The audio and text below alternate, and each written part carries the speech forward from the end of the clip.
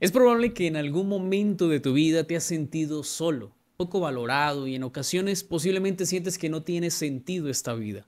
El estudio de esta semana te hará entender de lo valioso que eres para Dios.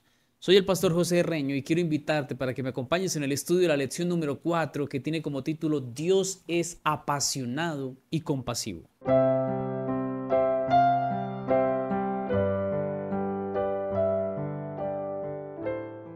Quiero animarte para que podamos orar y pedir la bendición de nuestro Dios en este momento. Oremos, querido Padre, gracias te damos, oh Dios, por esta oportunidad que nos das de estudiar una vez más tu palabra a través de la lección. Suplicamos, Señor, tu compañía. Acompáñanos, bendícenos y guíanos en el nombre de Jesús. Amén. El texto para memorizar que está para esta semana es está en el libro de Isaías, capítulo 49, versículo 15, que dice así: ¿Se olvidará la mujer de lo que dio a luz para dejar de compadecerse del hijo de su vientre? Aunque ella lo olvide, yo nunca me olvidaré de ti. Dentro de los atributos que Dios tiene, encontramos los comunicables y los incomunicables. En los atributos incomunicables encontramos su soberanía, su eternidad, su inmutabilidad, su omnipresencia y su omnisciencia. Estos atributos son exclusivos de Dios. Solamente Él los puede poseer. Pero en los atributos comunicables, Dios los comparte con el ser humano. No de la misma manera, pero es la manera en que sus atributos reflejan la imagen de Dios al ser humano. Aquí se encuentra su amor, se encuentra su misericordia, su justicia, su compasión, su sabiduría y entre otros. En esta semana veremos cómo Dios se comunica y hace que sus atributos los veamos no desde nuestro punto de vista, sino dentro del marco original, es decir, cómo realmente deben funcionar. En esta semana veremos en acción el amor y la compasión de Dios hacia el ser humano. Vamos a leer lo que dice el Camino a Cristo en la página 54 y 55, que dice así: Cuando leáis las promesas, recordad que son la expresión de un amor y una piedad inefables. El gran corazón del amor infinito se siente atraído hacia el pecador por una compasión ilimitada, en quien tenemos redención por medio de su sangre, la remisión de nuestros pecados. Sí, creed tan solo que Dios es vuestro ayudador. Él quiere restaurar su imagen moral en el hombre. Acercaos a Él expresándole vuestra confesión y arrepentimiento, y Él se acercará a vosotros con misericordia y perdón. En esta semana exploraremos más acerca del gran amor de Dios y su compasión, y cómo nos ofrece su ayuda para restaurarnos a su imagen. Quédate y juntos exploremos este maravilloso mensaje. En la lección del domingo, más que el amor de una madre. Siempre que hablamos del amor, quizás se piense que el vínculo más fuerte es entre esposos. Puede ser que sí, pero naturalmente el vínculo que más se asemeja al amor de Dios es el amor entre una madre o padre hacia su hijo. Claramente no es en todos los casos que esto se ve, pero sí en su gran mayoría. Recordemos algunos textos que nos hablan acerca de esto. Salmo 103, versículo 13 dice: Como el padre se compadece de los hijos, se compadece Jehová de los que le temen. Isaías 49:15: ¿Se olvidará la mujer de lo que dio a luz para dejar de compadecerse del hijo de su vientre? Aunque olvide ella, yo nunca me olvidaré de ti. Jeremías 31:20: ¿No es Efraín hijo precioso para mí? ¿No es niño en quien me deleito? Pues desde que hablé de él me he acordado de él constantemente. Por eso mis entrañas se conmovieron por él. Ciertamente tendré de él misericordia, dice Jehová. El amor de Dios es tan grande que sin nosotros merecerlos nos llama sus hijos. Su interés es tan especial que desea que como hijos entendamos que dependemos de él completamente. El Señor relaciona este vínculo con la compasión.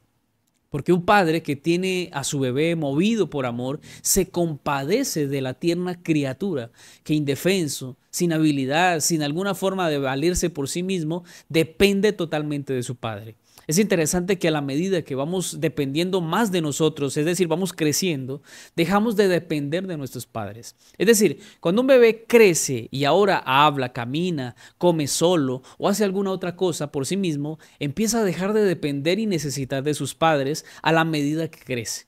Incluso a cierta edad, el hijo ya quiere irse de la casa porque quiere hacer su propia vida. Algo similar nos puede pasar en la vida cristiana, pero es algo que no nos debe suceder, ya que somos dependientes totalmente de Dios y sin el Señor nada podemos hacer. La idea de independizarnos y dejar a Dios se dio en el Edén cuando Satanás ofreció que podían abrirse los ojos y ser como Dios. Una persona que rechaza a Dios es una persona que no quiere depender del Señor. Y más que eso es porque no quiere obedecer a sus mandatos.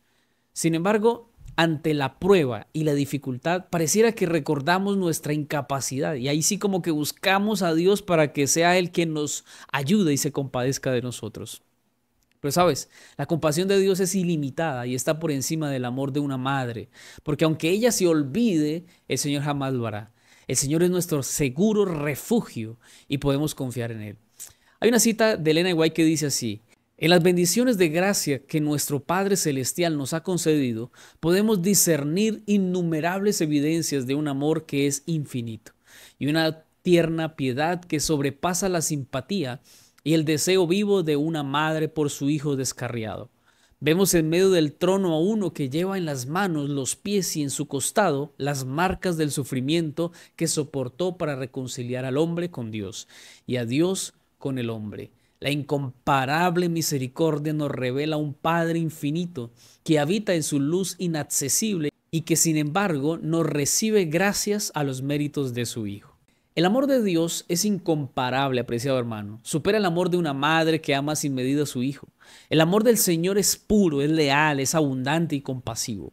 Nada ni nadie podrá amarnos como el Señor nos ama. Por eso la invitación es a dejar que su amor nos llene y además nos transforme. Déjate amar por el Señor. En la lección del lunes, amor conmovedor. La relación de Dios con su pueblo es profundo y además intensivo. Nada puede interrumpir el amor de Dios a nuestra vida, menos que seamos nosotros mismos quienes cortemos las corrientes de ese amor. En este día de la lección veremos cómo Dios ama al ser humano. Veamos lo que nos dice Oseas capítulo 11, versículo 1 al 4. Cuando Israel era muchacho, yo lo amé y de Egipto llamé a mi hijo. Cuanto más yo los llamaba, tanto más se alejaba de mí.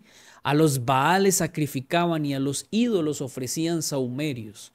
Yo con todo eso enseñaba a andar al mismo Efraín, tomándole de los brazos y no conoció que yo lo cuidaba. Con cuerdas humanas los atraje, con cuerdas de amor, y fui para ellos como los que alzan el yugo de sobre su cerviz, y puse delante de ellos la comida. Ya conocemos la historia del profeta Oseas. Y en esencia conocemos el deseo de Dios de que su pueblo entendiese su amor, pero ellos se querían alejar de Dios y acercarse al pecado. Y llama la atención que el trato en este capítulo es un hijo joven, a un hijo joven el cual su padre ama, ese hijo que había sido sacado de la esclavitud de Egipto. Es decir, que si a ellos se les había olvidado que Dios los había rescatado, ahora debían reconocer que en Dios los iba a liberar de la esclavitud. En este caso se establece esa relación que de cierta forma o de cierta manera surgió formalmente en Egipto. Y es curioso que entre más el Señor los llamaba, más se alejaban y se entregaban a la idolatría. Recordamos, por ejemplo, cuando ellos fueron envueltos en Egipto, cómo ellos también fueron cautivos en Babilonia, en Asiria y en Roma. Y en cada uno de ellos el Señor les recordaba que Él estaba allí. No era por el Señor, era por su necedad, era por su orgullo y su rebeldía que habían caído en esto. ¿Sabes? En Oseas capítulo 11, versículos 5 al 11 nos dice: no volverá a tierra de Egipto, sino que el asirio mismo será su rey, porque no se quisieron convertir. Caerá espada sobre sus ciudades y consumirá sus aldeas, las consumirá a causa de sus propios consejos. Entre tanto, mi pueblo está adherido a la rebelión contra mí. Aunque me llaman el Altísimo, ninguno absolutamente me quiere enaltecer. ¿Cómo podré abandonarte, oh Efraín? ¿Te entregaré yo, Israel? ¿Cómo podré yo hacerte como Adma o ponerte como Seboín? Mi corazón se conmueve dentro de mí, se inflama toda mi compasión.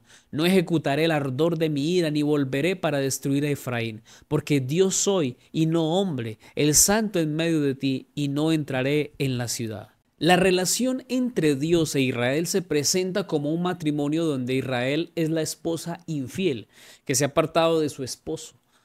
El mensaje de Dios en los versículos anteriores muestran que Israel no regresará a Egipto, sino que será dominado por Asiria.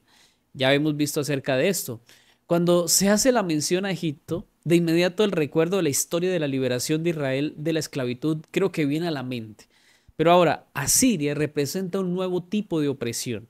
Debido a la desobediencia del pueblo, la destrucción que vendrá sobre las ciudades de Israel como consecuencia de su propia sabiduría y consejos que han hecho que sean contrarios a la voluntad de Dios y reciban el castigo. Pero incluso el texto afirma que su pueblo está en rebelión contra el Señor. A pesar de que claman a Dios, su corazón estaba lejos del Señor. La rebelión se presenta como un acto de rechazo a la relación que Dios desea tener con cada uno de ellos. Pero Dios plantea una pregunta: ¿cómo podré abandonarte? Efraín, que representa el reino del norte, es el objeto de su amor y de su compasión. Dios expresa su decisión de no destruirla y a pesar de la rebelión, hay una promesa de que el pueblo volverá a buscar a Dios y será restaurado. Isaías 63:9 nos dice: en toda angustia de ellos, Él fue angustiado, y el ángel de su faz los salvó. En su amor y en su clemencia los redimió y los trajo y los levantó todos los días de la antigüedad. Y en el desierto has visto que Jehová tu Dios te ha traído, como trae a hombre a su hijo, por todo el camino que habéis andado, hasta llegar a este lugar. Dios aquí en estos textos anteriores se presenta como el cuidador que acompaña a su pueblo en cada paso del camino. Y Él se asegura de que no están solos en su travesía. Este acto de llevar a su pueblo como un padre que lleva a su hijo nos recuerda que su amor es constante, es presente, incluso en los momentos más difíciles. La lección al final nos mencionaba la historia de Salomón y las dos madres que reclamaban a un bebé y por eso pidieron juicio para que el rey decidiera. En la historia se ve que Salomón ordena cortar al bebé en dos partes para ver cuál era la reacción de estas madres y así darse cuenta cuál era la mamá verdadera. Allí se ve que la verdadera manifiesta compasión y Primera de Reyes 3:26 nos da la respuesta. Entonces la mujer de quien era el hijo vivo habló al rey, porque sus entrañas se le conmovieron por su hijo, y dijo: ah, Señor mío, dad a esta el niño vivo, y no lo matéis. Mas la otra dijo: ni a mí ni a ti, partidlo. Aunque este es un acto de amor y compasión, ningún ejemplo humano donde el padre demuestre su amor por su hijo se puede comparar con el amor de Dios hacia nosotros. Su amor es excelso, es puro, es completo y es eterno. Y esta madre demostró que era capaz de soltar, dejar ir a su hijo, a otra persona, a otra mujer, con tal de que estuviera vivo. Ese amor, esa compasión que Dios muestra hacia nosotros es tan grande, hermano querido, que en muchos momentos Dios ha obrado de manera compasiva con cada uno de nosotros. Quizás lo hemos notado, en otras quizás no le hemos dado la atención que requiere. Sin embargo, ten presente que el amor y la compasión del Señor siempre se va a efectuar en nuestra vida. En la lección del martes, la compasión de Jesús. En este día de la lección veremos la compasión desde la perspectiva del Señor Jesús, en el contexto del primer siglo en Palestina. La sociedad estaba marcada por la opresión romana. Había pobreza, enfermedad, marginación social. Y los grupos más vulnerables incluían a los leprosos, los ciegos, las mujeres de niños, viudas, niños abandonados, pecadores. Y la compasión en la cultura judía se entendía como un deber moral y los profetas del Antiguo Testamento a menudo hablaban de la necesidad de cuidar a aquellas personas. Pero en esta oportunidad lo revisaremos en el contexto del Nuevo Testamento y veamos algunos sucesos. Mateo 9:36 dice: y al ver las multitudes tuvo compasión de ellas porque estaban desamparadas y dispersas como ovejas que no tienen pastor. Mateo 14:14 y saliendo Jesús vio una gran multitud y tuvo compasión de ellos y sanó a los que de ellos estaban enfermos. Marcos 1:41 dice: y Jesús teniendo misericordia de él extendió la mano y le tocó y le dijo: quiero, sé limpio. Lucas 7:13 dice: y cuando el Señor la vio se compadeció de ella y le dijo: no llores. La compasión de Jesús se traduce en acción. Al ver la multitud, dice allí la Biblia que no solamente siente lástima, sino que se involucra activamente en su sufrimiento, sanando a los enfermos, dando alimento. Esto muestra que la compasión del Señor Jesús no es solo un sentimiento, sino que se manifiesta en actos de servicios. Por ejemplo, Jesús también se encuentra con una viuda que ha perdido a su único hijo. Su compasión lo lleva a consolarla y posteriormente a resucitar al joven. Este acto no solo muestra su poder, sino también su sensibilidad hacia el dolor humano.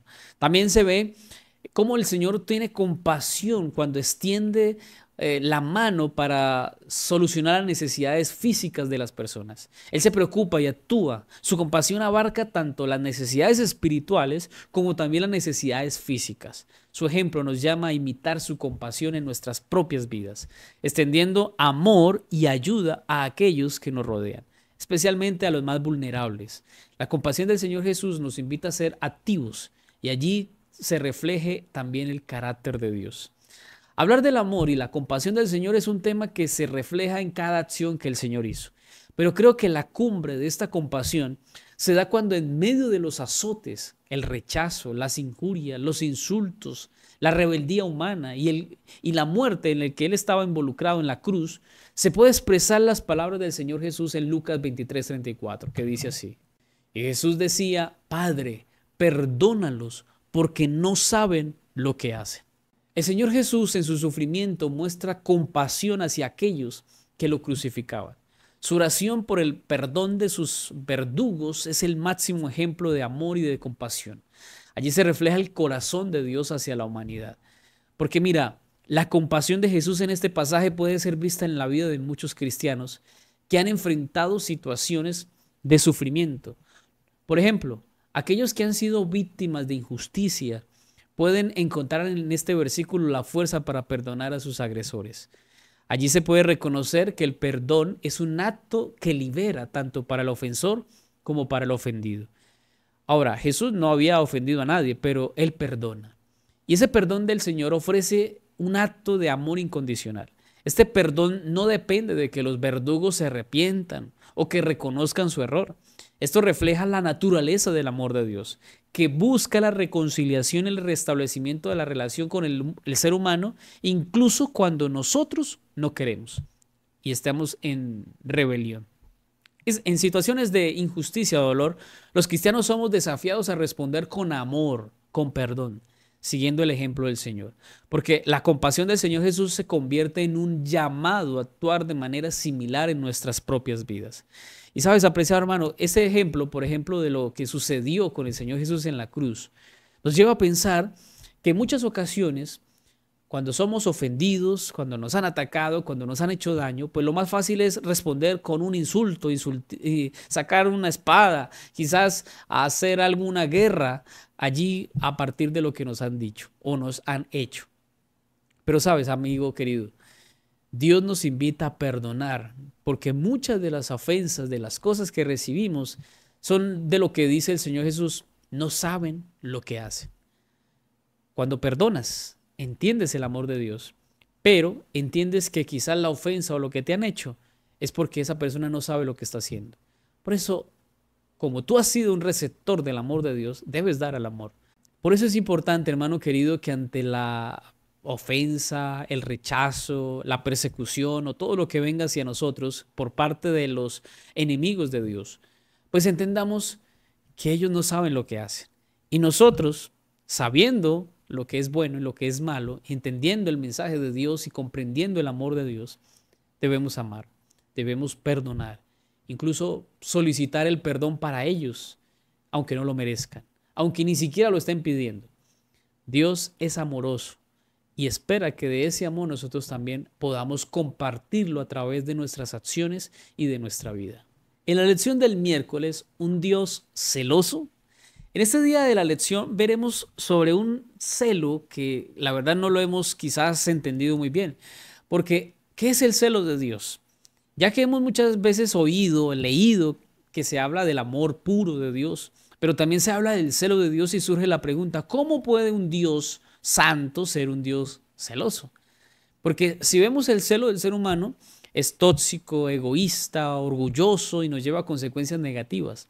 Y es ahí donde el análisis se tiene que extender a que el celo no está en dirección del ser humano, sino de Dios. Por eso leamos lo que nos dice 2 Corintios 11:2. Dice así: porque os celo con celo de Dios, pues os he desposado con un solo esposo, para presentaros como una virgen pura a Cristo. El celo en el contexto bíblico se refiere a la intensa pasión y fervor que Dios tiene por su gloria, por su pueblo y por su santidad. En hebreo, por ejemplo, se habla que esta palabra implica un deseo ardiente y es una protección celosa de lo que es suyo. Dios preserva lo suyo. Por eso vemos el ejemplo en Éxodo 25 que dice: no te inclinarás a ellas ni las honrarás, porque yo soy Jehová tu Dios, fuerte, celoso, que visita la maldad de los padres sobre los hijos hasta la tercera y cuarta generación de los que me aborrecen.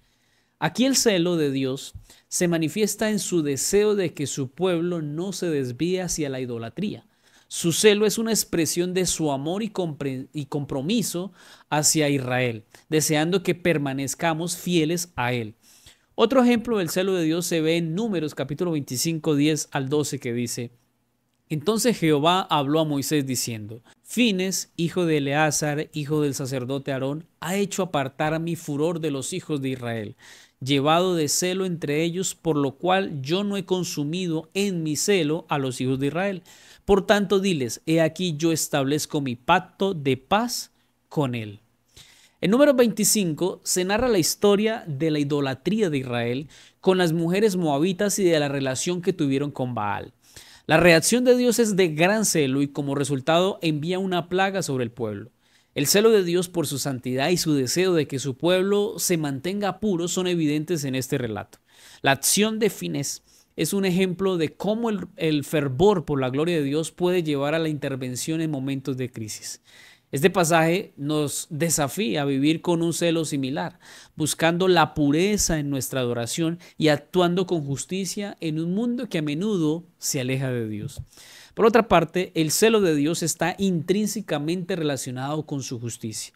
Dios no puede tolerar el pecado ni la injusticia, y su celo lo lleva a actuar en defensa de su carácter y de su pueblo. Esto implica que el juicio de Dios es una expresión de su celo, ya que busca restaurar la justicia y la rectitud. Nosotros los creyentes, los cristianos, estamos llamados a tener un celo similar por la adoración y la santidad, buscando vivir de acuerdo con sus mandamientos, a mantener una relación íntima con el Señor. Y el celo que Dios tiene por su pueblo debe motivarnos a compartir el evangelio con aquellos que aún no conocen de Cristo. Así como Dios desea que todos vengan al arrepentimiento, los creyentes debemos tener un acto por la salvación de los demás, buscar y salvar. Ese celo por la causa del Señor, ese celo por buscar ayudar al que lo necesita, por participar en la obra de salvar a otros, porque es la misión que el Señor nos ha encargado. En la lección del jueves, compasivo y apasionado. Hay algunas palabras que hacen mello y generan un conflicto en nuestra mente, porque no las entendemos desde el enfoque de Dios.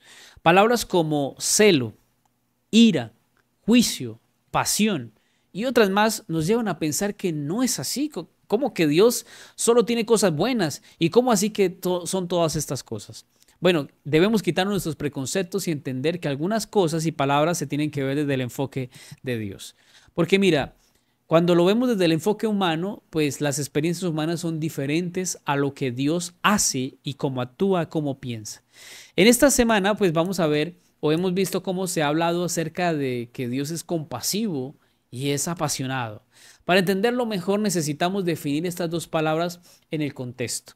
Por ejemplo, compasión se da en el contexto bíblico como esa empatía y ese amor hacia el sufrimiento de los demás.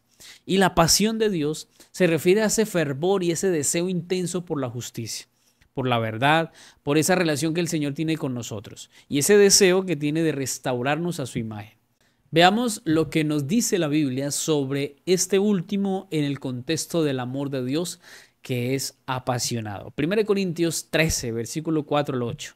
El amor es sufrido, es benigno. El amor no tiene envidia. El amor no es jactancioso, no se envanece, no hace nada indebido, no busca lo suyo, no se irrita, no guarda rencor, no se goza de la injusticia, mas se goza de la verdad. Todo lo sufre, todo lo cree, todo lo espera, todo lo soporta. El amor nunca deja de ser, pero las profecías se acabarán y cesarán las lenguas y la ciencia acabará. Pensar en esta manera de amar solo nos lleva a pensar que necesitamos del amor de Gálatas capítulo 5. Un amor que no nace de nuestro amor egoísta, sino del poder del Espíritu Santo.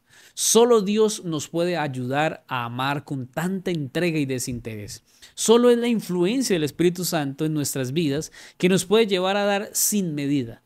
Quizás suene difícil, loco y absurdo amar como dice 1 Corintios 13, pero piensa en esto. ¿Cómo te gustaría que te amaran? Y ahí entonces tú dirías, no, pues como dice 1 Corintios 13. Ahora, revirtamos la pregunta. ¿Cómo debes amar tú? ¿Cómo tienes que amar? Y ahí sí quisiéramos que todo fuera como más equilibrado y como que no fuera como realmente es. Es decir, cuando decimos amar, entonces ahí sí nos cuesta, sacamos excusas, tratamos de evadir el tema.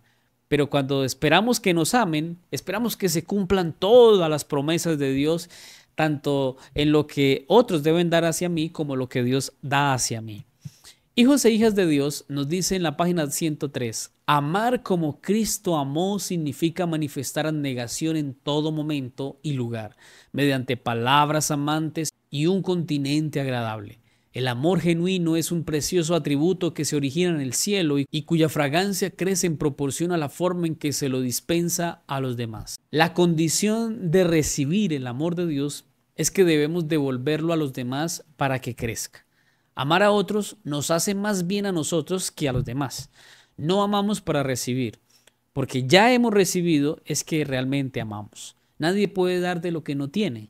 Por eso Pablo llega a decirlo en 1 Tesalonicenses 3, 12 al 13.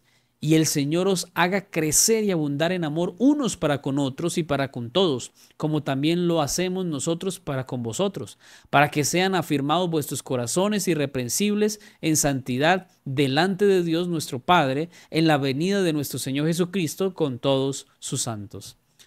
Por eso el mandamiento nos dice que amarás a tu prójimo como a ti mismo. Quien realmente ha entendido que ha sido amado, dará amor a su prójimo. Dar amor no es algo que vamos adquiriendo en el camino o en el proceso. El amor es algo que ya lo hemos recibido a través del sacrificio de Cristo y todos los días. Y está en nosotros darlo a otros. El asunto es que necesitamos desprendernos del amor egoísta humano que tenemos y dejar que reine el amor que es puro y que viene de Dios. Y además que permanezca. El amor de Dios nos santifica y nos une con el Señor. Y además, cuando hemos recibido el amor de Dios, ahora debemos compartirlo a los demás. El Señor nos ha amado tanto, tanto, tanto, que no podemos dimensionar todo su amor. Sin embargo, tratemos y busquemos que nuestro amor recibido de parte de Dios sea un amor dado no del que yo doy, sino del que Dios me ha dado. Por eso, apreciado hermano, es necesario que demos de ese amor puro, cristalino, ese amor misericordioso, ese amor perdonador, ese amor que pasa por alto la ofensa. Ese amor es el que tenemos que compartir y darlo a otros. El Señor nos ha dicho, ama como tú has sido amado. Ama como yo te he amado. El Señor dice, ama porque de ese amor que has recibido, ahora tienes que amar a los demás. Y yo por eso digo, probablemente tú digas, pastor, ¿cómo es posible que yo tengo que dar amor a ese que me ha hecho daño, a ese que me ha ofendido, a ese que me ha perseguido, a aquel que me ha ultrajado, que ha dicho cosas de mí, me ha criticado, que ha sido doble, que ha sido hipócrita? Pastor, ¿yo cómo puedo amar a ese tipo de personas? ¿Sabes por qué? Porque todo eso que tú has dicho del otro, tú lo has sido. Y Dios a ti no te ha ofendido. Dios a ti no te ha hecho nada. Y sin embargo, Dios te ama. Es importante, hermanos, entender esto. Todo eso que tú sientes en contra de otros porque te han hecho algo, tienes que entender que ese amor que debes darle a ellos es un amor desinteresado. Incluso un amor en el que ellos no necesitan pedirte disculpas o perdón, sino que tú ya liberas, sueltas el rencor, el enojo, la rabia, y todo lo que sientes en contra de otros, tienes que soltarlo, porque si no lo sueltas, el más perjudicado vas a ser tú. Por eso, hermanos, debemos amar, no con nuestro amor humano, porque nuestro amor humano nos dictamina dar rencor, no dar la mejilla, sacar la mano y darle un golpe al otro, a la otra persona. Quizás demandarlo, buscar hacer algún daño a la otra persona por lo que nos ha hecho. Ese es el amor humano. El amor humano nos lleva a entrar en conflictos, a pelear, a hacernos daño. Pero el amor de Dios es puro. El amor de Dios no entra en conflicto. El amor de Dios no responde a la ofensa. El amor de Dios perdona, pasa por alto y busca arreglar las cosas. Por eso, hermano querido, yo sé que no es fácil. Y tú dirás, pastor, usted lo dice, pero porque usted quizás no tiene problemas. No, lo digo por mí. Lo digo porque es lo que Dios quiere. Cuando Dios nos invita a amar, nos invita a amar como Él ama. Y todo lo que Dios te ha perdonado ha sido mucho, como para que digas que no vas a perdonar a otros. Si vas a amar, por eso el mandamiento dice, los dos mandamientos se resumen en amar a Dios con toda tu mente, con toda tu alma, con todas tus fuerzas, con todo tu corazón. Pero, dice ahí el siguiente mandamiento, pero debes amar a tu prójimo como a ti mismo. Ese a sí mismo involucra, hermano querido, que Dios ya a ti te ha dado tanto amor que tú te sientes feliz por ser un hijo de Dios. Y yo creo que tú te sientes feliz por ser un hijo de Dios. Te sientes amado por ser un hijo de Dios. Así como Dios te ha dado tanto amor y te ha perdonado tanto, ahora tienes que derramar ese amor sobre los demás. Que Dios nos ayude. En la lección del viernes, para estudiar y meditar, leeremos la cita de Ellen G. White, el discurso maestro de Jesucristo, en la página 13. Dice así: no somos dignos del amor de Dios, pero Cristo, nuestro fiador, es digno y abundantemente capaz de salvar a todos los que vayan a Él.